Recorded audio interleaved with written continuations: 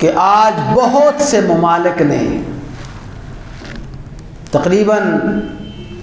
دنیا میں 13 ممالک ایسے ہیں، جاپان سمیت دنیا میں 200 بڑے بڑے بینک ایسے ہیں جنہوں نے سود کی تباہی اور بربادی کو، سود کے نقصانات کو عملاً سمجھ کے،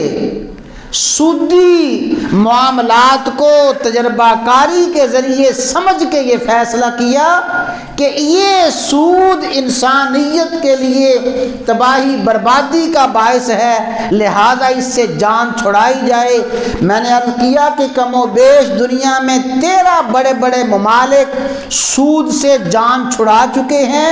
دنیا کے کم و بیش 200 بڑے بڑے بینک سود کے معاملات کو چھوڑ چکے ہیں۔ وہ سمجھتے ہیں کہ سودی معاملات اور سودی کاروبار معیشت کے لیے تباہی بربادی کے علاوہ اور کچھ نہیں دیتا۔ اور ہمارے بھی بہت سے بینکوں نے اس کی طرف کوشش شروع کی کہ ہم اپنے معاملات کو سود سے پاک کریں۔ یہ جو کوششیں ہیں جو کر رہے ہیں اور جنہوں نے کوششیں کی ہیں، اس لیے نہیں کی